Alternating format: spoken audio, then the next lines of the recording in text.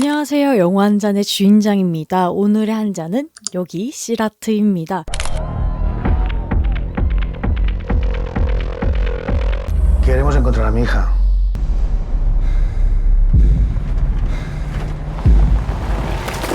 당연히 시라트에 대한 스포일러 가득한 리뷰가 있습니다. 아직 영화를 보지 않았거나 볼 예정이신 분들, 스포일러를 피하고 싶은 분은 여기서 영상을 멈추고 영화 관람 후 시청하시길 바랍니다. 이번 시라트 사운드가 빵빵해서 극장에서 보면 존 오브 인트레스트 혹은 그 이상의 청각적 충격을 받을 수 있습니다. 그래서 극장에서 보는 것을 꼭꼭 추천드리면서 영상 시작하겠습니다.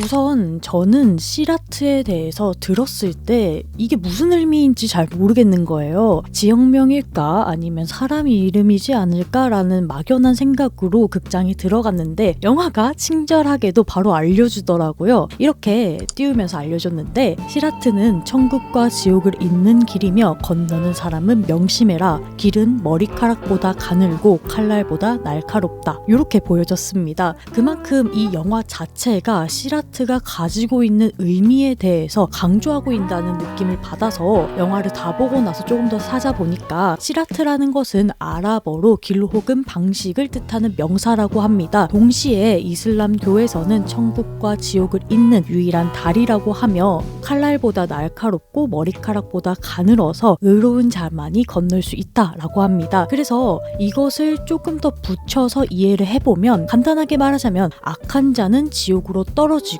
선한 자는 천국으로 가는 길이라고 이해할 수 있겠습니다. 영화는 이런 제목에서 드러나듯이 전반적으로 시라트를 건너는 과정 그 자체를 은유합니다. 결과론적으로 보자면 영화는 황량한 사막을 건너서 안전한 구역으로 가는 그 과정을 그리고 있습니다. 근데 이게 결과론적으로 봐서 그렇지 영화 안에 있는 등장인물들의 입장에서는 확연한 차이가 있습니다.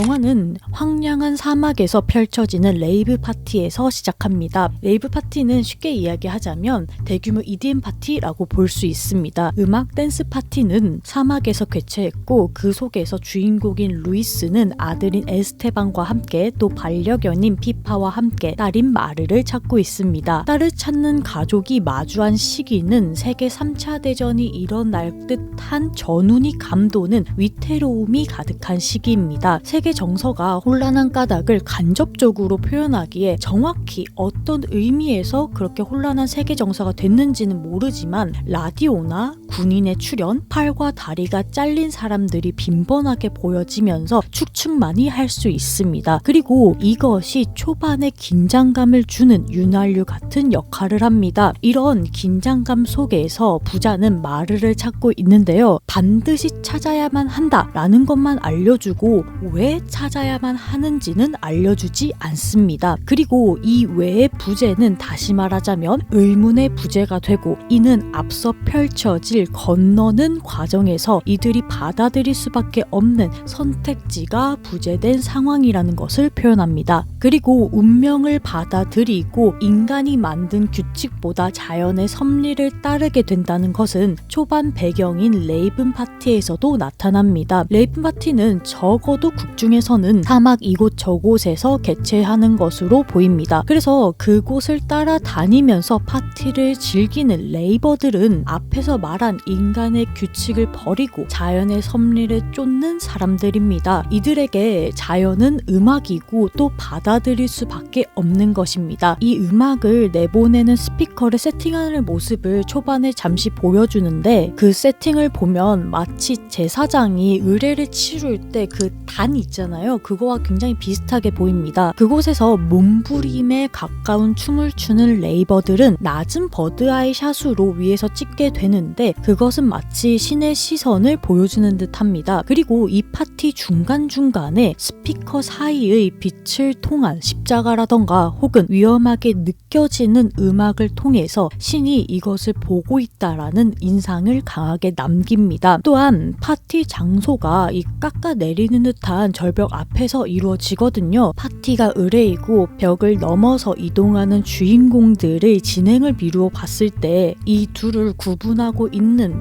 벽은 말 그대로 경계선의 역할을 합니다. 그리고 이를 보여주듯이 밤에 레이저를 통해서 이 절벽에 계단을 그려 넣으면서 경계를 넘어가 심판과 고난의 여정을 들어가는 그 길목이라는 것을 강조합니다. 이는 자연 혹은 신의 관점에서 인간의 의도와는 무관하게 드러나는 것이죠. 따라서 군인들은 파티를 강제로 해산시키고 줄지어서 차들을 이송시킬 때 이러한 인간의 규칙을 벗어나 다른 파티 장소, 즉 성지를 찾아가는 레이버들을 따라가면서 영화 주인공의 시라트가 시작됩니다.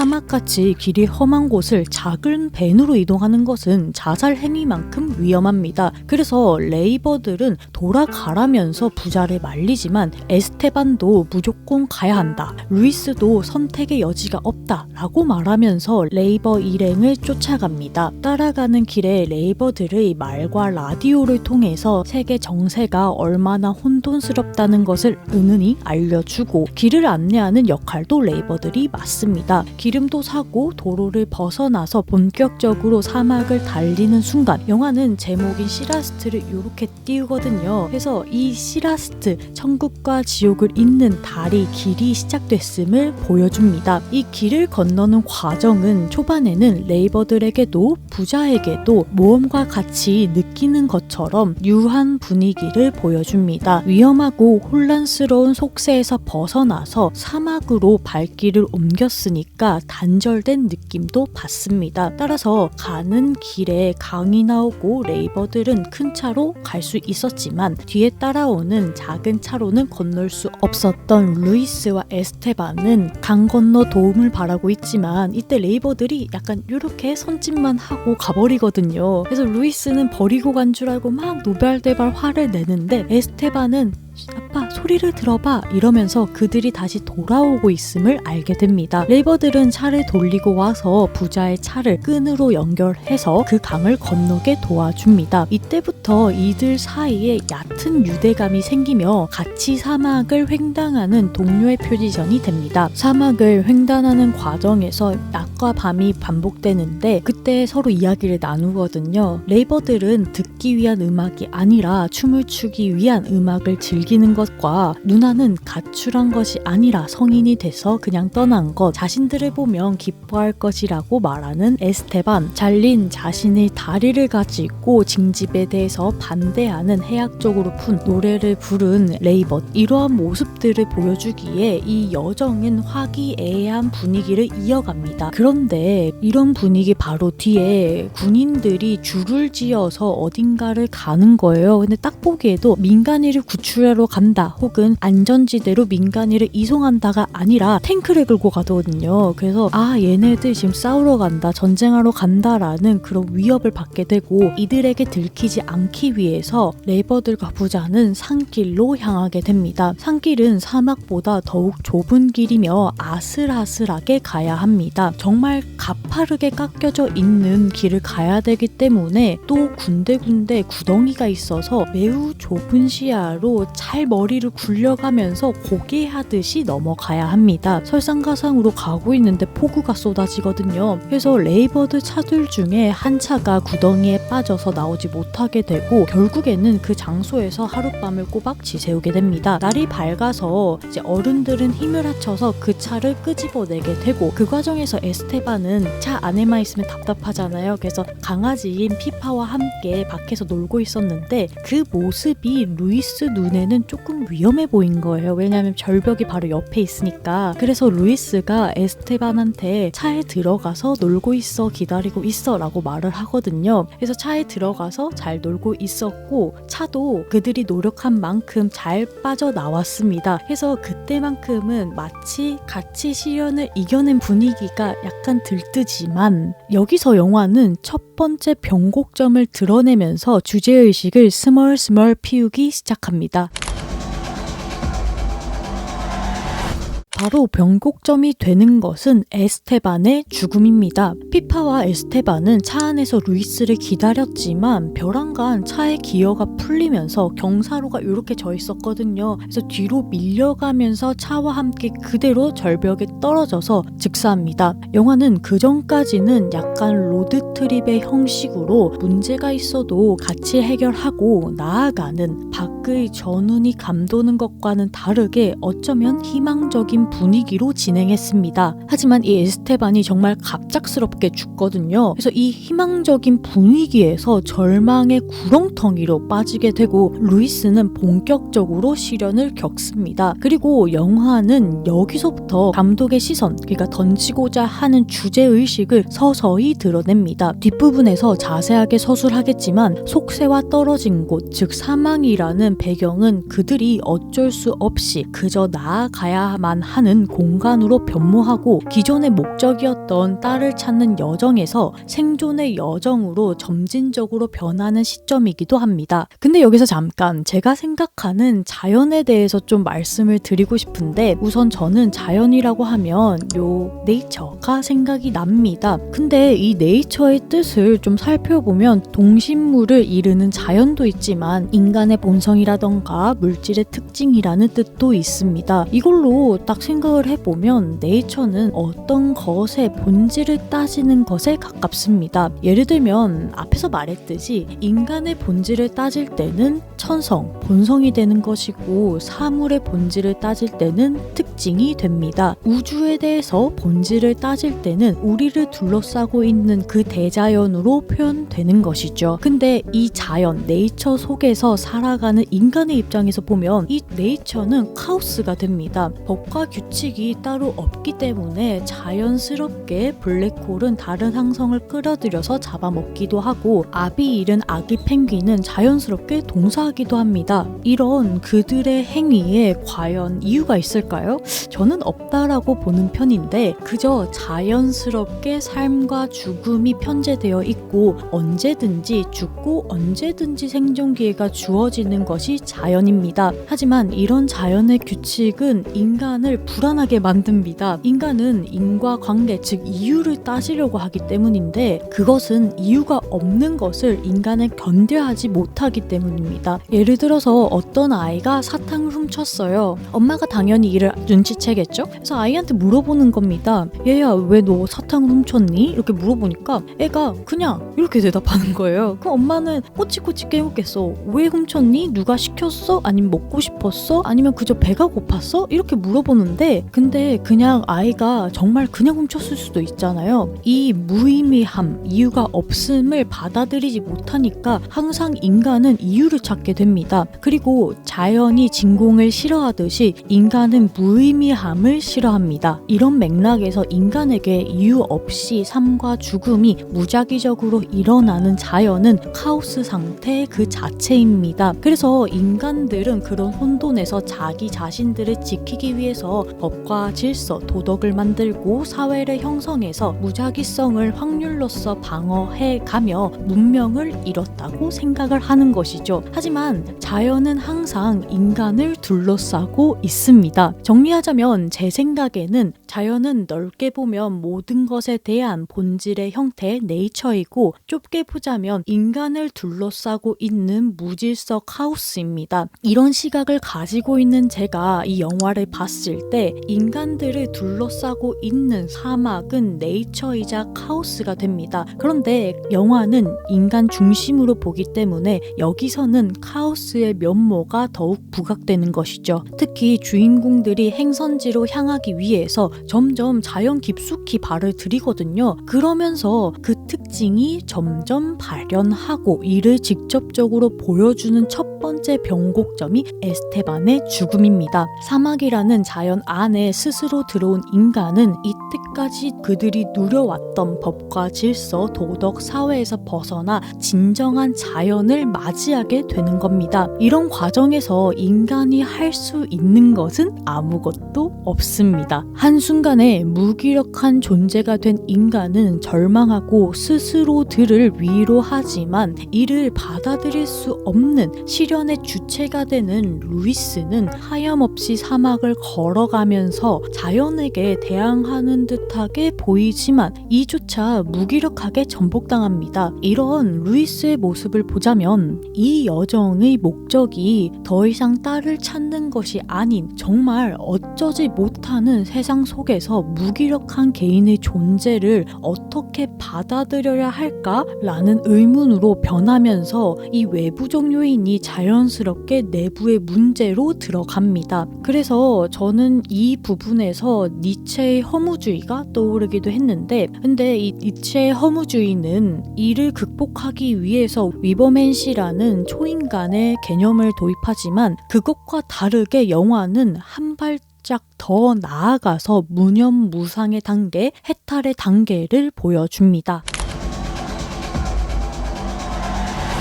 앞에서 말했던 무념무상의 단계, 해탈의 단계는 결말부에서 찐하게 강하게 드러나는데 사막을 홀로 걸어가면서 자연에 대항하는 듯하게 보였던 그 초라한 루이스는 결국 자연 앞에 힘을 잃고 이렇게 쓰러진 채 레이버들한테 발견이 되잖아요. 그리고 이 레이버들은 그를 위로하기 위해서 그들만의 의식이 되는 음악을 틀게 되는데 이 음악은 고장난 스피커를 고쳐서 사막 한가운데에서 틀어집니다. 그래서 이 5명의 레이버들과 루이스는 음악을 듣고 몸을 맡긴 채 막 이렇게 춤을 추게 되는 것인데 이 모습은 사막을 들어가기 전에 파티의 모습을 떠올리게 합니다. 그들이 각각의 상처가 있고 그것을 소화시킨다는 느낌을 받았는데 자유롭고 고통에서 해방을 느낀 듯한 춤사위를 보자 하면 이 행위 자체가 레이버들과 루이스의 또 다른 희망으로 보였으나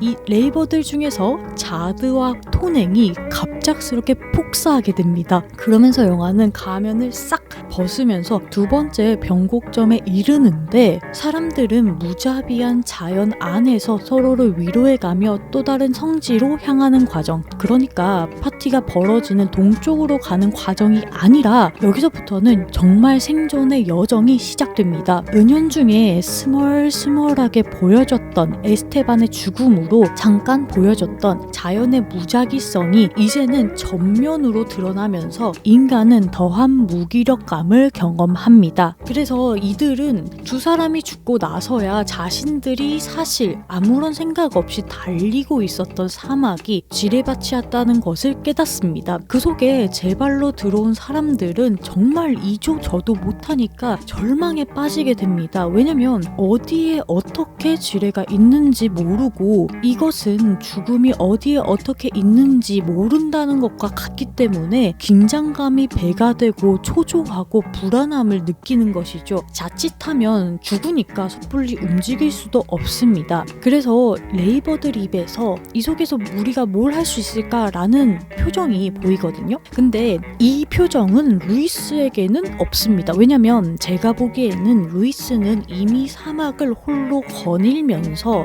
내면의 문제에 대해서 답을 찾은 상태라고 보이기 때문인데 그렇기 때문에 그가 다닌 길은 지뢰가 터지지 않았을 거라고 생각도 듭니다. 이런 무기력한 상황에서 일개 인간이 할 수 있는 일은 없기 때문에 이유를 찾는 것을 그만두었고 생각 없이 이유 없이 본능과 감각에만 의존하여 완전히 자연의 혼돈을 받아들였기 때문에 레이버들이 하는 질문, 이때까지 어떻게 괜찮을 수 있었지?에 대해서 답을 하지 않고 루이스는 바위로 가야 해 라는 정답만 줍니다. 바위로 가기까지는 어느 정도 거리가 있기 때문에 차량 2대로 거리를 좁혀볼 속셈이었습니다. 첫 번째 차량은 잘 직진을 하다가 지뢰를 밟고 빵 하고 터지고요. 두 번째 차는 이렇게 잘 가다가 지뢰를 빗맞아요. 그래서 방향을 틀어가지고 반대쪽으로 가서 지뢰 맞고 터집니다. 그래서 이런 것을 또 보니까 신이 지금 시라트를 건너라고 하는 거잖아요. 근데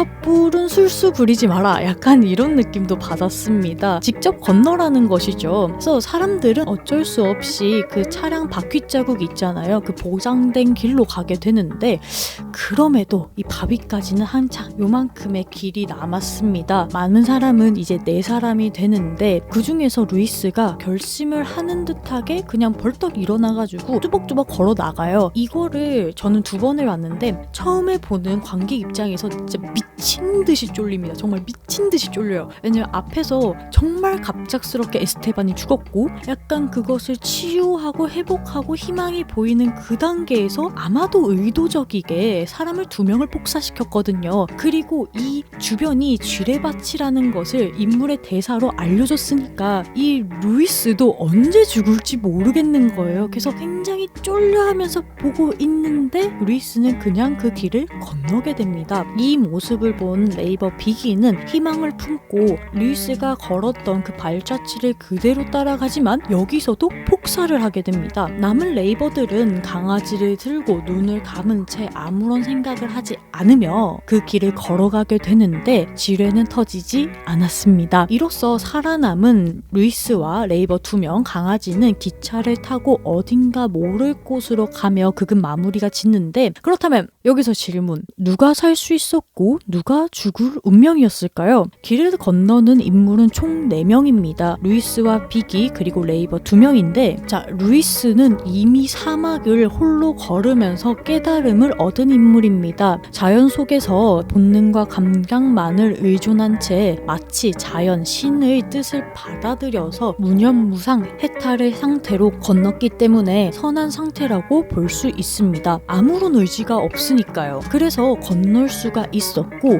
비기는 루이스를 보면서 희망을 얻어 자신도 건널 수 있다라고 생각을 하였습니다. 그래서 건너다가 폭사하죠. 왜냐면 선구자의 발자취를 아무런 번뇌 없이 따라갔기 때문에 자연의 뜻을 알지 못해 죽음에 이르렀다고 볼 수 있습니다. 그러면 마지막으로 건너는 레이버 2명은 루이스에게 어떻게 건널 수 있었냐며 조언을 구합니다. 이에 루이스는 모르겠어, 그냥 아무 생각 없이 건넜어 라고 말을 했고 이를 받아들인 2명은 이제 수행자의 입장에서 건넜기 때문에 아마도 무사하게 건너지 않았을까 라고 생각이 듭니다만 이것은 순전히 저의 뇌피셜입니다. 정론이 아니에요. 저는 그냥 이렇게 해석을 해봤는데 사실 자연 상태, 카오스 상태에서는 누가 죽고 사는지 아무도 알 수 없다라고 말씀드렸잖아요. 그래서 저는 신조차 인간의 믿음의 산물이라고 보는 입장에서 신의 장난이라고도 보이는 이런 상황이 인간이 자연의 무작위성을 받아들이지 못해서 이유를 만든 것이라고 생각이 듭니다. 그렇다면 아무것도 모르는 상태에서 고난을 겪었고 끝내 그 길을 다 건넜을 때 인간은 이 상황을 어떻게 받아들여야 할까요? 이것에 대한 감독의 답은 이미 관객에게 보여줬습니다. 바로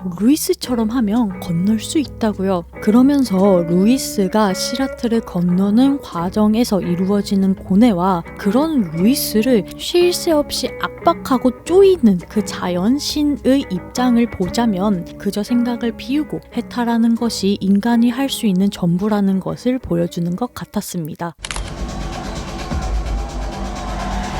결론에 가기 전에 음악 이야기를 정말 하지 않고 넘어갈 수가 없어요. 시라트는 음악이 굉장히 중요한 요소입니다. 우선 음악은 종교 의례 있잖아요. 거기서 불려지는 것처럼 사람들이 칭송하는 대상입니다. 영화에서 레이버들이 그 역할을 하는데 이들은 듣는 목적이 아니라 춤을 추기 위한, 즉 본능의 발현으로서 음악을 즐깁니다. 이는 마지막에 루이스에게도 전도되면서 자신의 비애를 소화시키는 것으로도 드러납니다. 또 음악을 트는 스피커에서 계단의 모습이나 십자가의 모습 그리고 길의 모습을 은유적으로 보여주면서 이 종교적 메타포가 굉장히 강하게 드러나는데 그래서 음악에 홀려서 시라트로 들어가는 여정이지 않을까라는 느낌도 받았어요. 그렇게 홀리는 음악의 구성도 정말 체계적이었습니다. 초반에는 이 강렬한 EDM이 주를 이루는데 그리고 이 음악이 지배하고 있을 때는 사람들의 모습 모습을 중점적으로 담아줍니다. 그러니까 즉 EDM은 사람의 음악이다 라고 말하는 것 같았습니다. 근데 이때 자연 혹은 신이 드러낼 때를 보자면 만들어진 EDM의 형태보다는 모래바람이 나부끼는 소리에 가까운 음악이라든가 혹은 굉장히 원초적이고 낮은 음악이 들려옵니다. 그러다가 사람이 한두 명 등장을 하면 EDM의 한 줄기가 이 음악에 층을 더하고 그러다가 또 한 층이 이렇게 올라오면서 결국에는 EDM과 자연의 음악이 조화롭게 들립니다. 이 음악을 쭉 사용하다가 사막에 점점 깊이 들어가게 되면 인위적인 EDM은 점점 줄어들고 앞에서 말했던 그 자연의 음악이 힘을 얻습니다. 그리고 결말부로 가자면 루이스와 레이버들이 마지막에 정말 시라트를 건널 때 고요한 물에 약간 컵 이렇게 빠뜨리면 꼴꼴꼴꼴 하고 올라가는 그 소리 있잖아요. 공기방울 같은 소리가 나면서 희망적인 뭔가 신의 계시를 받은 듯한 원초적인 음악이 들립니다. 이는 사람들이 시라트를 건널 때부터 시작해서 엔딩 크레딧이 올라갈 때까지 메인 줄기로서 계속 들리는데 주인공들이 기차를 타고 갈 때 사람의 음악인 EDM이 층을 더하면서 음악은 오프닝을 생각하게 하지만 주인공의 여정들을 다 본 관객의 입장에서는 이 음악이 더 이상 자유를 표현하는 그런 신나는 음악이 아니라 인간이 만든 사회는 자연에 기반을 했고 그리고 이 자연은 어디에나 있다. 그곳에서 문명이 사라질 때 심판이 시작될 수도 있음을 느끼게 하는 정말 청각적으로 훌륭한 요소였습니다. 그리고 이 비트 소리가 심장 박동과 약간 비슷하게 느껴지는 게 있어서 이 막 쪼는 듯한 그런 느낌을 굉장히 잘 표현한 것 같았어요. 최고!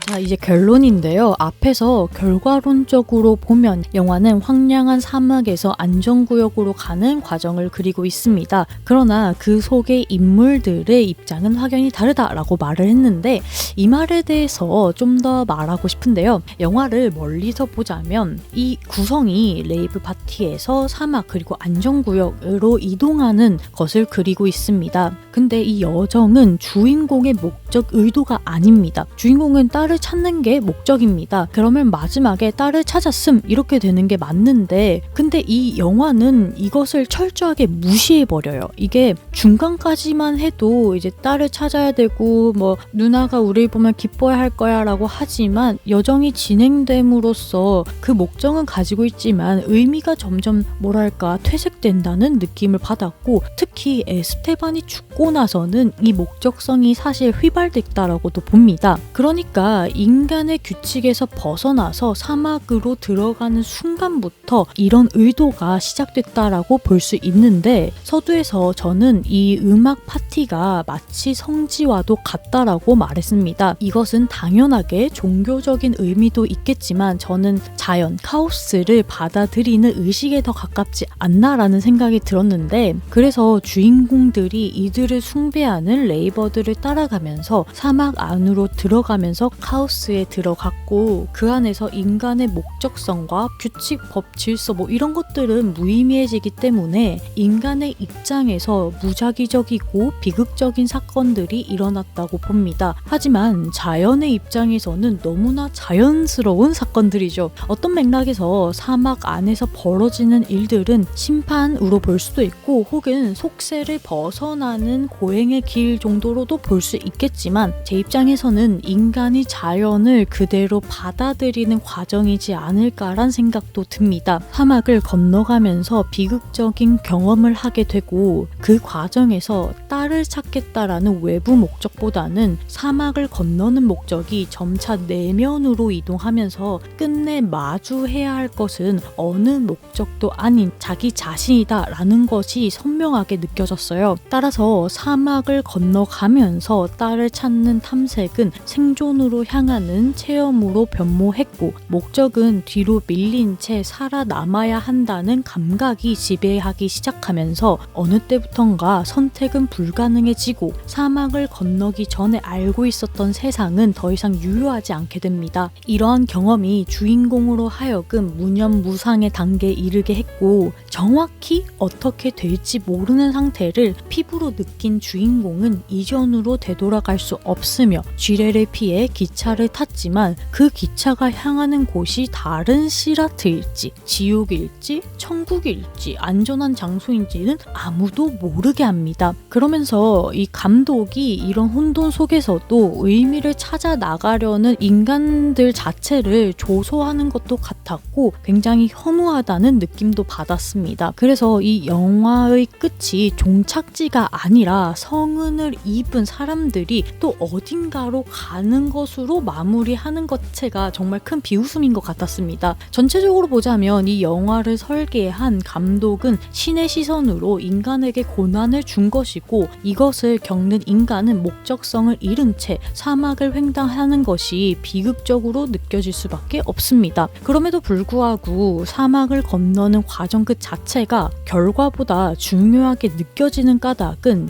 그러니까 감독의 의도에 따라서 건너야 하는 것이지만 그리고 인간은 신의 의도, 운명 같은 것도 알 길은 없지만 묵묵하게 때로는 좌절해 가며 또 때로는 정말 황망하지만 눈꽃만큼의 희망을 보는 인간성이 여러 군데군데 사건에서 입체적으로 드러나고 시처럼 표현하기 때문입니다. 그리고 그것을 휩쓰는 이 미쳐버린 사운드를 들으면서 엔딩의 충격을 어루만지고 있으면 어떻게 할 수 없음에 대한 묘한 불쾌감까지 느낄 수 있는 영화 시라트에 대한 한 줄 평은 머리카락처럼 가느다란 길 위를 그저 갈 수밖에 없는 비통함의 소리입니다. 잔점수는 10잔 중 8잔 원샷에 반샷을 추가하겠습니다. 네, 오늘은 시라트를 한 잔 말아보았는데요. 개인적으로 사실 지루한 부분도 좀 있었습니다. 그리고 예상되는 부분도 있었어요. 그래서 관람 직후에는 그렇게까지 좋은 작품이라고 생각이 들지는 않았습니다. 그리고 사실 종교적 메타포가 강한 영화를 좋아하진 않아요. 근데 제 취향에 안 맞는다고 해서 영화가 가지고 있는 장점을 폄하하는 것은 또 그거 나름대로 관객의 월권이라고 생각을 해서 이번 리뷰 준비해 보았는데요. 다시 한번 강조하지만 이 시라트 정말 사운드가 미쳐버린 영화입니다. 여건이 되신다면 꼭 극장에서 보시고 또 여건이 되신다면 돌비관에서 보는 것을 강력 추천드립니다. 그리고 이 영화가 제가 지루하게 느껴졌다 그랬잖아요. 그 이유 중에 하나가 굉장히 좀 시적으로 푸는 부분이 있습니다. 그냥 인물을 꾸준하게 비춰주기도 하고 이게 로드트립 같이 여정이잖아요. 그래서 낮과 밤이 반복되면서 사건을 하나하나 더해가는 느낌인데 그 반복되는 과정을 그대로 보여줘요. 엄청 칠흑 같은 밤에 자동차 두 세대가 이렇게 쭉 가는 것도 쭉 보여주고 거기서 야영을 하는 것, 강아지가 뭐 아프게 되는 거, 이야기를 나누면서 이 사람들이 뜻하는 바가 무엇인지 이런 틈이 존재합니다. 그런데 이 틈의 존재가 좀 유의미한 것 같아요. 왜냐면 이 틈이 없었더라면 이 영화는 그냥 충격에서 끝났을 것입니다. 그러나 틈이 있기 때문에 저는 자연스럽게 생각을 한 것 같아요. 왜 저런 말을 했을까? 이런 상황에서 어떻게 해결할 수 있을까? 이것조차 반대되는 건가? 이런 생각이 들면서 굉장히 철학적으로 리뷰를 좀 한 것 같네요. 제가 철학을 잘 모르는데 이게 잘 전달이 됐을까 좀 걱정이 되기도 합니다. 그리고 요즘에 날씨가 정말 춥더라고요. 오늘 대본을 쓰면서 햇볕이 이제 쫙 드는 거예요. 그래서 뭐지 하고 딱 봤는데 햇볕이 들고 되게 날씨가 포근해 보여서 산책이라도 좀 할까 하고 딱 핸드폰을 봤는데 마이너스 7도인 거야. 마이너스 7도. 와, 정말 이 날씨가 정말 경탄을 하면서 다시 작업에 착수를 했는데 날씨는 춥지만 따뜻하게 지내시길 바라면서 오늘 영상 마치겠습니다. 그럼 다음 영상에서 뵙겠습니다. 모두들 안녕. 또 봐요.